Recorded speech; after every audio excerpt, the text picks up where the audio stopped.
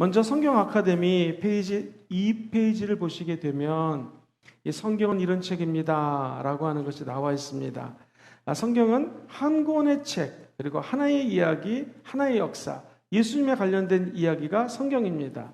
그리고 창조부터 종말까지 인류 역사의 모든 내용들이 이 책에 기록이 되어 있습니다. 이 성경은 세계와 우리의 삶을 향한 하나님의 위대한 계획을 이야기해 주는 것입니다. 자, 먼저 첫 번째 같이 한번 읽어볼까요? 성경의 저자는 시작. 성경의 저자는 누구예요?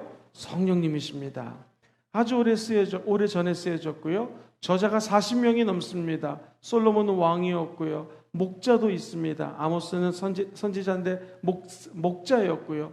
여러 다윗은 왕이었고요. 각색의 이 직업을 가진 사람들이 썼지만 제가 지난 전반기에 나눴던 것처럼 성령 하나님께서 감동을 줘서 인스피레이션이라고 배우셨죠? 감화 감동을 줘서 성령님과 함께 감동의 메시지를 적어놨다는 것이죠. 두 번째 같이 읽어볼까요? 시작. 성경은 뭐예요? 이야기입니다. 그래서 성경을 어렵게 생각하지 마시고 여러 민족의 역사, 수많은 믿음의 인물들의 모험 이야기, 그리고 아름다운 시도 적혀져 있고요. 칼같이 날카로운 충고도 있고요. 폐부를 찌르는 우리를 설득하는 말씀도 이 성경에 담겨져 있습니다. 성경은 세 번째로 이렇게 구성이 되어 있는데 흥분도 있고 스릴이 넘치는 모험으로 가득 차 있습니다. 바라기는 이 공부를 통하여 창세기부터 계시록까지 하나님의 메시지가 이런 거구나, 우리에게 주는 교훈이 이런 거구나 라고 생각하고 깨닫는 시간 되기를 주님의 이름으로 기도합니다.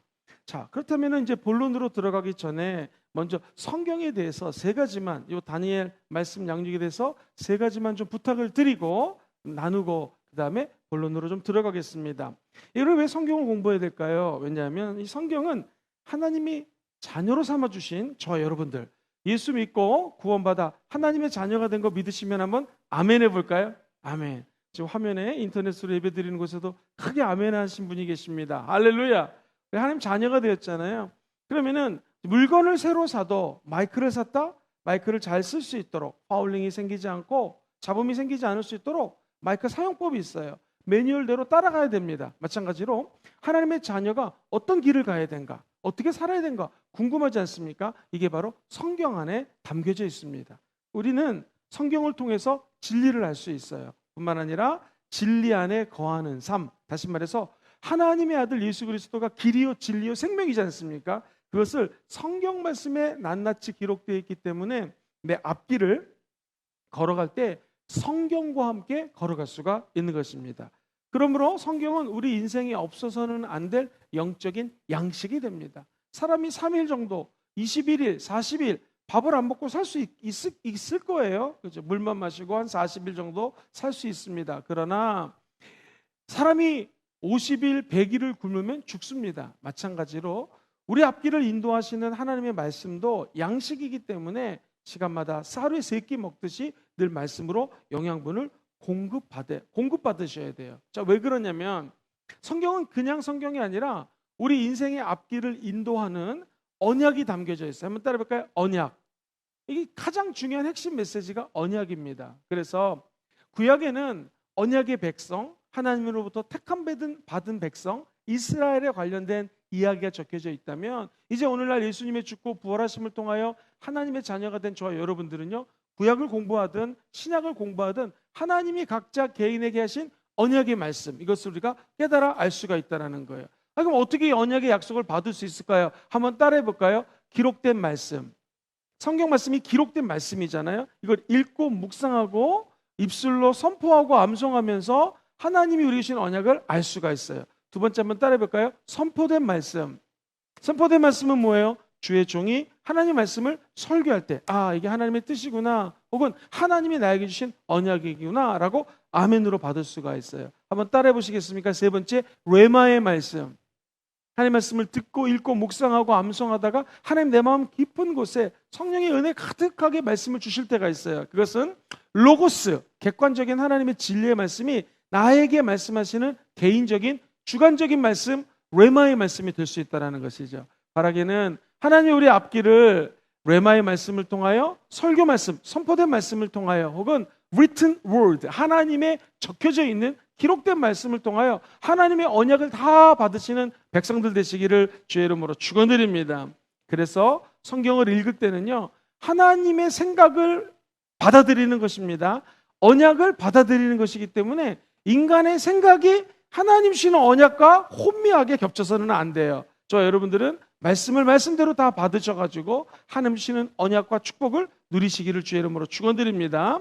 확실한 것은 하나님은 지금도 성경 말씀을 통하여 저와 여러분들의 앞길을 인도하시고 언약을 주십니다. 두 번째로요, 사람이 잘 안 변해요. 사랑하는 우리 아내 여러분, 결혼하고 남편을 변화시키려고 애썼는데 남편이 변하던가요? 안 변합니다. 사람은 정말 안 변합니다. 자녀 변화시키기 위해서 우리 부모님들 얼마나 많이 혼을 내고 야단을 쳤어요. 참 변화되기가 어렵습니다. 그런데 신기한 것은 성경은요, 우리를 변화시킵니다. 왜냐하면 우리의 삶을 주관하는 손과 발, 육체, 이것을 지배하는 것이 혼의 세계거든요. 바로 이 지, 정, 의지가 내 육체를 움직이게 하는데, 우리 예수 믿는 사람은 이 지정이 혼의 세계를 움직이는 그 가운데 핵심적인 정말 제일 중요한 영적인 세계가 있어요. 이 영적인 세계는 누가 자리 잡고 계시는가? 예수 믿고 구원받은 여러분들에게는 이제 성령님이 우리 안에 성령으로 성전 삼으시고 좌정하고 계세요. 다스리고 계십니다. 그렇다면 성경의 저자가 누구라고요?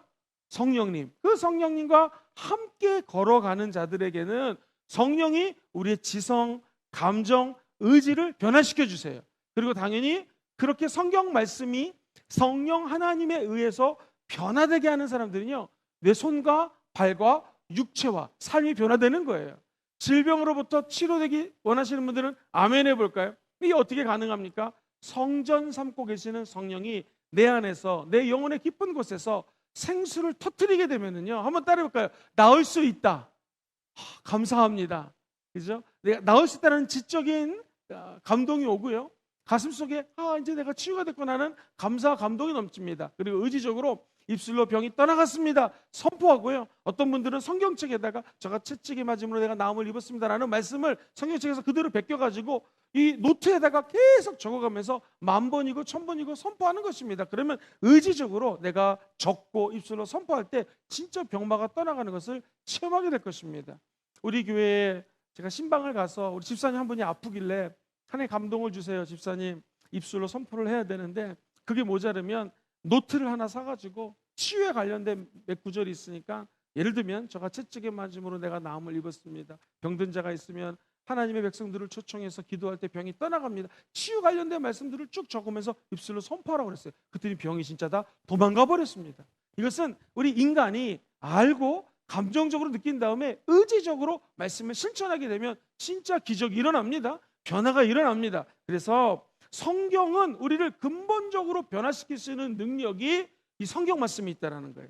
그러므로 저와 여러분들이 창세기부터 계시록까지 공부해 나갈 때 성령님, 내가 변해야 될 것이 있다면, 혹은 끊어야 될 것이 있다면, 하나님 원치 않는 생각이 있다면 같이 해보실까요? 저를 좀 변화시켜 주세요.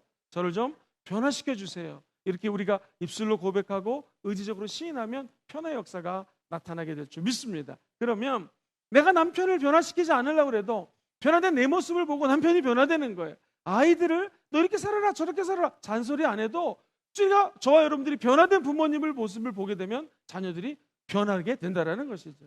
실제로 어떤 선교사님의 사모님이시죠. 이제 목사님 안수를 받으셔서 사모님도 목사님이신데, 그 집은요, 아버지가 술 먹고 맨날 그냥 한탕주의 같이 살으시고 또 사람들을 조패고 주먹질도 하고 그러셨대요. 그러니 자기가 어렸을 때 하는 일마다 안 되고 한탕주의가 될 때가 얼마나 있겠습니까? 힘들게 살았는데 이분이 예수를 믿으신 거예요. 아버지가 예수님 믿고 진짜 말씀을 받아들이니까 아버지가 변화되더래요. 그래서 제가 형제 수가 4명인지 5명인지 잊어먹었는데, 형제가 4-5명인데 아버지 변화되는 모습을 보고 세상에 딸들이 다 사모님이 되셨고요, 이제 목사 안수 받은 분들이 계시고 다 남자분들이 목사님이 되셨어요. 그러니까 너희들 똑바로 살아라 그러지 않아도 우리 변화되는 모습을 보고 자녀들이 변화되는 것, 이것은 바로 성령 하나님이 말씀을 통하여 역사하시면 가능하다라는 것입니다. 그러므로 성경은 하나님의 자녀가 살아가는 뭐를 보여줘요? 길을 보여주고, 우리를 어떻게 해줘요? 변화시켜줘요. 누구 때문에? 예수님의 말씀 때문에. 마지막 세 번째 한번 따라해볼까요? 성경은 하나님의 뜻을 알게 합니다. 시작. 성경은 하나님의 뜻을 알게 됩니다. 그러니까 우리가 가는 길만 인도하시는 것이 아니라 내가 앞으로 어떻게 가야 될지, 하나님의 뜻이 무엇인지를 성경을 통하여 명명백백히 알 수가 있다는 거예요. 그러므로 성경을 우리가 꼭 공부해야 됩니다. 연구해야 됩니다. 그렇게 귀중한 것이 성경 말씀이다. 하나 기억해 주시면 좋을 것 같습니다. 자, 목사님, 그러면 이제 오늘부터 강의가 시작되는데 어떻게 이 공부를 이끌어 나가실 것입니까? 먼저 성경은요, 한번 같이 해보실까요? 총 66권. 시작. 자, 구약이 몇 권이죠? 39. 어떻게 외우라고요? 3, 9, 27. 신약이 몇 권? 이게 더하기죠? 27권. 3, 9, 27. 그래서 합치면 총 66권이 됩니다. 그래서 제가 창세기 같이 좀 긴 거는요, 하루 정도, 하루 반 정도 강의를 하고요. 그 다음에 조금 좀 긴 내용들은 하루에 한 챕터씩 나가도록 하겠습니다. 근데 짧은 거는요, 두세 세를 묶어가지고 강의를 하도록 하겠습니다. 그래서 오늘은 첫날이기 때문에 요 39권 구약에 대한 간단한 설명을 하고 창세기 앞부분을 좀 언급하도록 하겠습니다. 자, 먼저 표를 보시면은요, 구약 성경에 율법서를 한번 좀 보여주시죠. 목사님, 율법은 무엇입니까? 이 구약은 한번 같이 따라해보세요. 하나님의 약속. 시작. 언약이라고 말씀드렸죠. 약속, 언약 다 똑같은 것인데 구약, 오래된 약속 또는 구약, 옛날 약속, 이게 구약이라는 뜻이에요. 이 구약은 처음부터 완전히 약속으로 시작됐다가 약속으로 끝납니다. 그럼 먼저 율법서라는 것이 있는데 같이 한번 해보실까요? 모세오경. 모세가 5권의 책을 적었거든요. 구약 성경 제일 앞에 나오는, 성경책 제일 앞에 나오는 5권이 율법서입니다. 율법서 먼저 같이 읽어볼게요. 율법서 시작. 창세기, 출애굽기, 레위기, 민수기, 신명기. 이것은요, 하나님이 인간을 어떻게 만들었는가 창세기에 나옵니다. 그리고 하나님이 택한 민족이 이렇게 살고 있습니다라고 스토리가 나와요. 이야기가 나와요. 중요한 것은 하나님이 어떻게 이스라엘 백성들을 홍해를 가르고 출애굽시키셨는지, 그리고 하나님이 성막을 주셔서 어떻게 언약 관계의 백성을 만들었는지, 또 언약 관계에 맺어진 백성이 잘못 살면은 하나님이 심판한다라는 것, 또 칭찬한다는 이런 내용들이 율법서에 쭉 기록이 되어 있습니다. 이것을 우리는 모세가 적었다고 해서 모세오경이라고 이야기를 합니다. 이 모세오경이 지나면 한번 같이 해보시죠. 역사서. 역사서는요, 여기 적혀져 있는 이 내용들이 역사서입니다. 먼저 한번 읽어보고 제가 설명드립니다. 시작. 여호수아, 사사기, 룻기, 사무엘상, 사무엘하, 열왕기상, 열왕기하, 역대상, 역대하, 에스라, 느헤미야, 에스더. 자, 이것을 갖다 우리는 역사서라고 그래요. 역사서는 한마디로 뭡니까? 이스라엘의 역사에 대해서 언급을 하고 있습니다. 뿐만 아니라 성경은 시가서가 있어요. 시가서는 히브리 시 또는 지혜 문학이라는 것입니다. 5가지가 있는데 같이 한번 읽어보죠. 시작. 욥기, 시편, 잠언, 전도서, 아가. 이 5가지를 시가서라고 표현을 합니다. 이제 하나님은요, 하나님 백성들에게 말씀을 선포할 때 선지자를 통해서 말씀을 선포하셨습니다. 그래서 이것을 예언서라고 표현을 하는 것이 있습니다. 분량이 많으면 대예언서가 되고요, 분량이 적으면 어떻게 될까요? 소예언서가 됩니다. 먼저 분량이 많은 구약에 나오는 예언서 같이 읽어보죠. 시작. 이사야, 예레미야, 에가, 에스겔, 그리고 마지막으로 다니엘. 이것을 대예언서라고 얘기를 합니다. 그 다음에 소선지서 또는 소예언서라고 불리는 것도 있는데요. 자, 다 알고 있지만 한번 화면을 보면서 읽어봐요. 시작. 호세아, 요엘, 아모스, 오바다, 요나, 미가, 나흠, 하박국, 스바냐, 학개, 스가랴, 말라기. 성경 주로 뒤에 나오는 이것을 우리는 소예언서라고 합니다. 제가 중간중간 까먹지 않도록 다시 한번 언급을 하면서 지금 이 전체적인 구약에 대한 이야기는 중간중간에 또 정리를 해드리도록 하겠습니다. 자, 그러면은 첫 번째 책 창세기로 들어가도록 하겠습니다. 여러분 교재 8페이지를 보시게 되면은요, 창세기 기록 목적을 같이 한번 읽어보겠습니다. 시작. 창세기는 유일하신 하나님의 존재, 우주 만물의 생성, 가정의 형성, 죄의 기원, 언어의 분산 및 종족의 발전 등을 제시하고 있습니다. 또한 소명과 언약을 통해 이스라엘 백성을 향한 밑줄 그으세요. 하나님의 섭리와 사랑. 하나님 택한 백성을 향한 하나님의 섭리, 그리고 하나님의 사랑에 대해서 적혀져 있어요. 더 중요한 것은 장차 예수님께로 이어질 하나님의 구원 계획. 한번 따라해 보시죠. 하나님의 구원 계획. 어떻게 내가 너희들을 구원할 거다라고 하는 하나님의 계획이 적혀져 있습니다. 그래서 우리 순복음 금정교회도 5가지 P가 있어요. 기억하시죠? 프레젠스, 하나님의 임재고요. people, 사람들을 갖다가 예수님의 제자로 양육하는 것이고요. 세 번째가 바로 내년도에 있을 파워, 성령의 권능입니다. 그리고 하나님의 purpose, 목적이 무엇인가. 이 4가지를 성령 안에서 기도하고 열심히 추구하는 자들에게는요, 하나님의 플랜, 계획을 알 수 있어요. 뭘 통해서? 하나님 말씀을 통하여. 그래서 창세기는 하나님이 이 땅을 어떻게 창조했고 앞으로 어떻게 이끌어 나갈지에 대한 계획이 담겨져 있습니다. 한 인간도, 한 조직도 하나님 주시는 계획이 있어요. 이 계획을 따라갈 때 하나님은 복을 허락하여 주실 것입니다. 당연히 모세오경이니까 창세기는 누가 저자입니까? 모세가 저자죠. 특징이 있습니다. 이거 한번 읽어보겠습니다. 시작. 우주 만물과 인류의 기원, 그리고 구속사의 시작을 보여주는 책으로 우주 만물과 생명의 기원이 누구예요? 오직 하나님으로부터 나타나게 됨을 분명히 하고 있어요. 자, 그 밑에 줄도 읽어보죠. 시작. 아브라함과 그의 자손을 통해 온 인류를 위한 하나님의 구원의 약속이 주어졌다. 따라서 모든 성경의 중심은 구원의 약속을 성취하신 예수 그리스도에게 집중하고 있다. 자, 이것을 어려운 말로 이제 이번 다니엘 때 무지무지 많이 할 제 얘기가 뭐냐면 따라해볼까요? 구속사적 관점. 시작. 구속사적 관점에서 우리가 성경을 풀어나갑니다.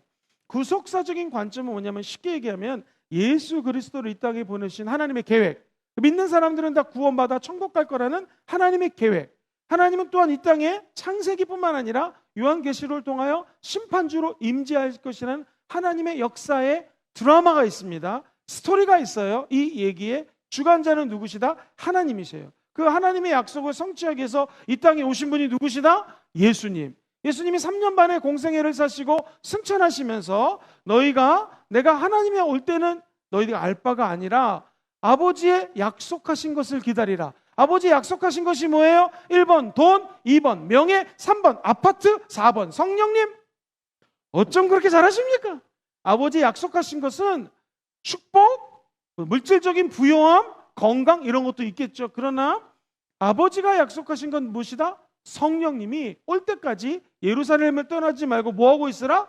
기도하라고 그러셨죠. 그러니까 예수 그리스도가 십자가를 지고 이 땅에 오셨으면 이것을 연결시켜서 성경을 푸는 것으로 우리는 구속사적 관점이라고 표현해요. 말이 어렵죠. 쉽게 가죠. 예수 중심. 왜 예수님이 이 땅에 오셨는지를 중심적으로 창세기부터 계시록까지 풀어나가는 거예요. 그래서 기독교는 누누이 얘기하지만 역사사관이, 역사를 바라보는 관점이, 기독교는 따라해 보시겠습니까? 직선사관. 쉽게 가지고 창조가 있으면 계시록을 통하여 종말이 있다라는 것이죠. 자, 창세기 1장 1절 같이 한번 암송해 볼까요? 1장 1절.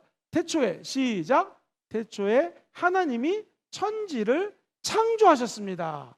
자, 다른 종교 책들은요, 구구절절 설명하지만 기독교의 성경은 틀려요. 선포로 시작해요. 태초에 누가 하나님 마음이 급하니까 말이 안 나오네요. 태초에 천지를 창조하신 분이 누구십니까? 하나님이시죠. 하나님이 천지를 창조했다라고 선포가 돼요. 자, 이 선포가 이제 주님은 다시 오실 예수 그리스도, 정말 계시록을 향하여 처음부터 끝까지 풀어나가는 것이 성경입니다. 근데 주목해야 될 것은 하나님이 태초에 천지를 창조하셨는데 주어가 하나님이에요. 하나님이 천지를 창조하셨다고요. 그런데 보면 이 지구가 흑암 중에 있고 공허함 중에 있고 영어로는 emptiness, 아무것도 없는 마음속에 답답함과 허전함이 있었는데 하나님의 영이 수면 위에 운행하시더라. 하나님의 영이 누구십니까? 성령님. 하나님의 신이 운행하시더라. 이전에는 성령님에 대한 언급이 있어요. 세 번째, 빛이 있으라 말씀하시니까 빛으로 천지가 창조됐어요. 그래서 이 땅과 세계를 창조하신 것은 하나님의 말씀. 말씀이 육신으로 돼서 오신 분이 누구십니까? 예수 그리스도. 예수 그리스도가 곧 말씀이세요. 그러므로 이 창세기 1장 3절에는 예수님에 대한 언급을 합니다. 예수님, 성령님, 하나님, 삼위일체 하나님의 스토리가 창세기 1장 1절, 2절, 3절로 시작이 돼요. 그리고 주 예수여 마라나타 다시 오시옵소서라는 말로 창세기가 마무리되게 됩니다. 그래서 요한계시록의 마무리가 되게 돼요. 그러면 인류의 역사는 창조가 있고 저 종말을 향하다는 하나님의 구속사적인 관점에서의 플랜, 계획이 이 창세기 안에 담겨 있다는 거예요. 요거를 생각하시고 하나님이 어떻게 인류의 구속을 또는 구원을 펼쳐나가실지를 기대하는 것, 이게 창세기의 핵심 포인트입니다. 자, 이 시간 관계상 강의를 오래 하지 않기 때문에 창세기 앞부분을 핵심으로 정리해 드리도록 하겠습니다. 천지 창조, 누가 창조하셨어요? 하나님이. 천지가 답답할 때 누가 운행하셨어요? 성령님이. 뭐로 창조하셨어요? 예수님의 말씀으로 창조하셨다. 그런데 독특한 게 있어요. 다 창조하시고 난 다음에 제일 축복받고 박수받고 창조된 것이 누구시다? 저와 여러분, 인간이라는 것입니다. 인간은 하나님이 모든 것들을 다 창조하고 누리고 다스리고 생육하고 번성하기 위해서 마지막으로 창조하셨다라는 거예요. 그런데 하나님의 창조 방법 보면 신묘막측합니다. 박스에 잘 정리가 되어 있어요. 아담과 하와를 보겠습니다. 아담은 하나님의 형상과 모양대로 창조가 되었어요. 뭘 할 수 있어요? 아담을 통하여? 인간 속에는 무엇이 담겨져 있다? 하나님이 담겨져 있다. 하나님을 발견하게 되는 거예요. 그래서 우리가 믿지 않는 사람들도 한번 따라해 보시죠. 예비성도. 시작. 아예 저분 속에서도 이제 하나님만 믿으면 저 안에서도 하나님을 발견할 수 있다라고 믿는 거예요. 우리가 이거 끝나고 나면은 홈커밍 데이를 합니다. 교회 안 오려고 하는 사람들, 친척들, 자녀들이 있다면 그 영혼 속에서도 하나님의 형상을 따라 창조된 하나님의 작품이라는 믿음을 가져보시게 되기를 주의 이름으로 축복합니다. 근데 우리 인간은 재질을 뭘로 창조하셨어요? 같이 한번 해볼까요? 흙으로. 이건 뭐예요? 인간이 흙으로 태어났기 때문에 다시 뭘로 돌아갑니까? 흙으로 돌아가는, 한마디로 얘기하면 연약한 존재예요. 질그릇 같은 존재예요. 제가 갖고 있는 이 컵을 하게 떨어뜨리면 이 컵이 깨집니다. 마치 질그릇 같은 존재가 우리 존재고, 이 땅에 누구도 80년, 요즘 100세 시대, 100세 아니 120세를 살아도 결국에는 다시 흙으로 돌아가는 존재가 인간이라는 것을 깨닫게 됩니다. 또 아담은요, 제일 중요한 게 코에다가 생기를 후 불었어요. 이것을 히브리어로 한번 저를 따라해 보시죠. 루아흐, 헬라어로는 푸뉴마.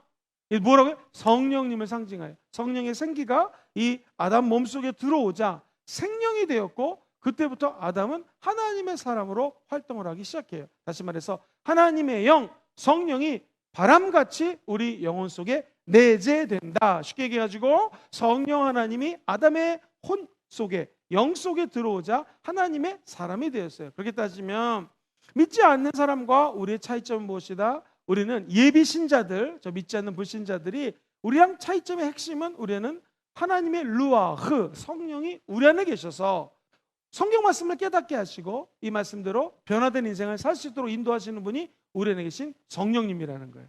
근데 불신자들은 그 성령님이 없기 때문에 엉뚱한 곳에 가서 비나이다 비나이다, 무슨 어떤 걸 드릴 때도 쌀을 막 씻어서 드린다. 그 이방신들이 하는 것이, 이방신에게 제사 지낼 때 그러는 것이죠. 기독교는 그런 종교가 아닙니다. 내 안에 계신 성령님과 함께 살면서 창조하신 하나님, 은혜 주신 하나님, 나를 변화시킨 하나님, 그 하나님의 은혜 때문에 예배를 드리고 그분의 은혜를 높이고 찬양하고 경배하는 것이 저와 여러분, 예수 믿는 사람들의 예배인 줄 믿습니다. 또 하나, 아내를 창조하셨는데 그 아내 이름이 하와인데 아담의 뭐를 취해서? 갈비뼈를 취해서. 그래서 남자와 불가분의 관계, 동등한 관계다. 그래서 목사님들이 그런 비유 많이 하지 않습니까? 아담과 하와를 창조할 때 아담의 머리뼈로 만약에 아내를 만들었으면 아내가 늘 머리 위에 올라갈 것이요, 발뼈로 만들었으면 맨날 남편이 아내를 발로 밟았을 것이다. 그런데 동등하게 어디서 취했어요? 갈비뼈를 띄어서 아내를 창조했다. 즉 동반자여, 파트너라는 것을 기억하라는 것이죠.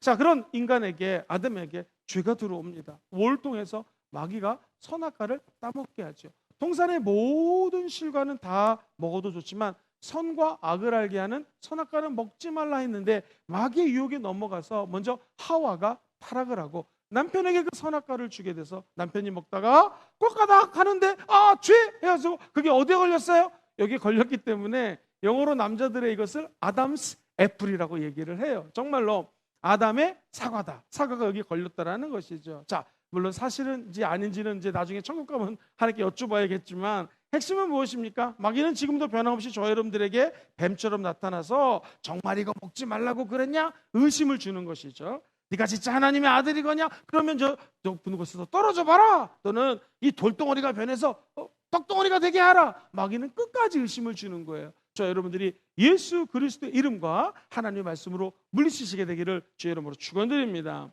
그런데 한번 따라해볼까요? 구약은 죄와 심판과 구원, 이게 지속적으로 반복이 돼요. 지금 아담과 하와가 죄를 졌잖아요. 어떻게 죄를 졌어요? 창세기 3장을 보니 뭘 먹었다? 선악과를 먹었다. 죄는 뭐예요? 불순종이 죄라는 것이죠. 그러니까 심판을 하나님 주셨는데 에덴으로부터 추방해버립니다. 자, 사랑하는 성도님들, 제가 설교 때 말씀드렸지만 이 죄가 들어오니까 그동안은 벌거벗고 있어도 부끄럽지 않았는데 죄가 들어오니까 자기의 부끄러운 부분이 보이는 거예요. 그래서 얼른 무화과 나무를 가지고 부끄러운 부분을 가렸는데 햇빛이 찌니까 무화과 나무가 또르르 말려 보여가지고 다시 부끄러운 부분이 보여요. 그때 하나님이 그 부끄러운 죄를 상징하는 부분을 가릴 수 있는 것이 뭐냐면, 따라해보세요. 가죽옷. 이 가죽옷은 뭘 상징해요? 구속사적 관점에서 보게 되면 동물을 잡아서 피를 흘려야지만 가죽을 가지고 옷을 만들 수가 있어요. 마찬가지로 우리의 부끄러운 죄를 가릴 수 있는 것은 오직 예수의 피밖에 없습니다. 예수 죽음 그의 피 때문에 저 여러분들의 부끄러운 죄가 가려지는 거예요. 이것을 한번 따라해볼까요? 구원.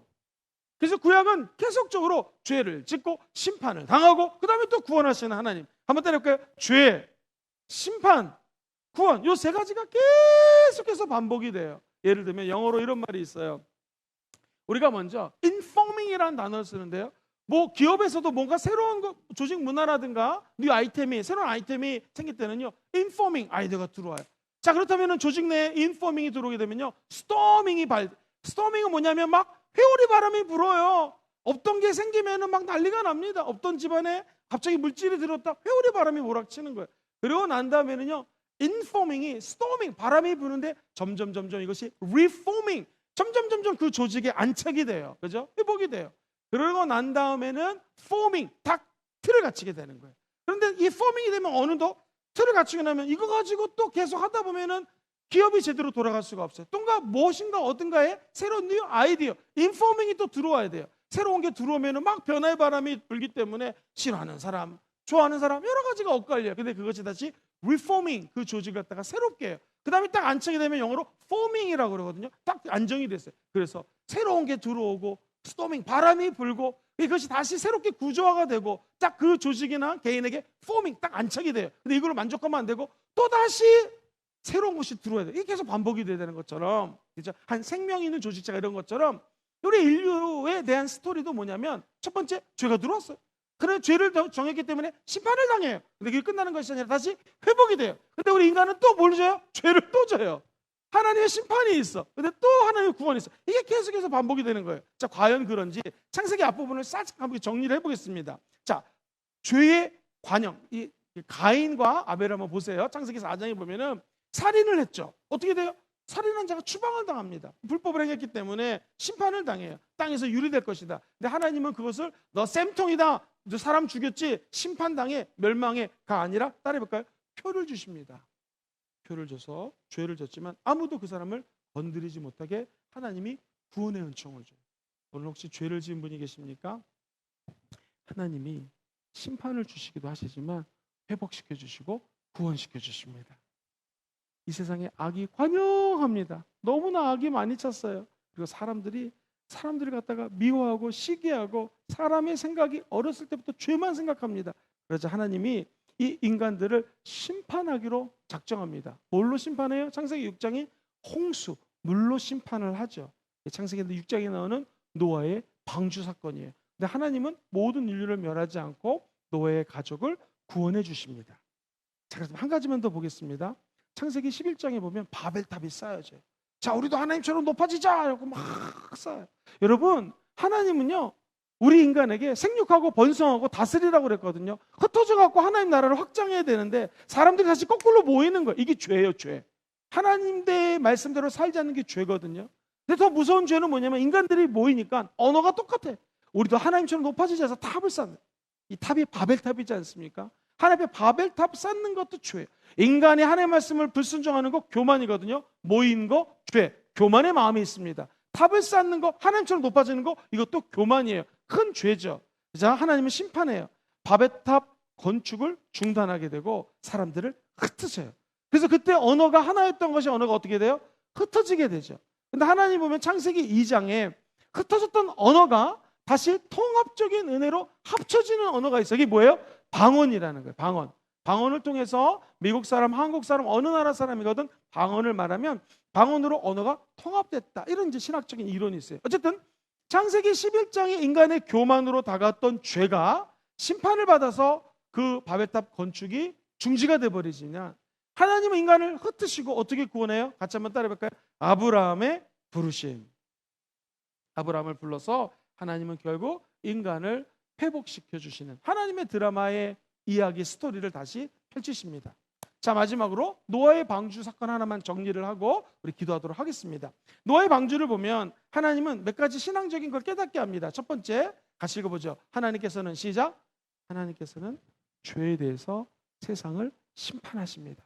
죄가 가득하면 심판이 다가와요. 지금 우리 대한민국 사회, 세계 사회를 보면 인간의 죄가 관영하자 심판의 흐름이 있습니다. 그래서 팬데믹 19를 연구한 신학자들은 이 코로나19가 죄에 대한 하나님의 심판이라고 언급하는 경우가 있어요. 맞을 수도 있고 틀릴 수도 있는데 그건 하나님이 아시는데 하나님 앞에 죄를 지면 세상에 심판이 다가올 수 있다. 구약적 관점이죠. 그 밑에 줄 시작.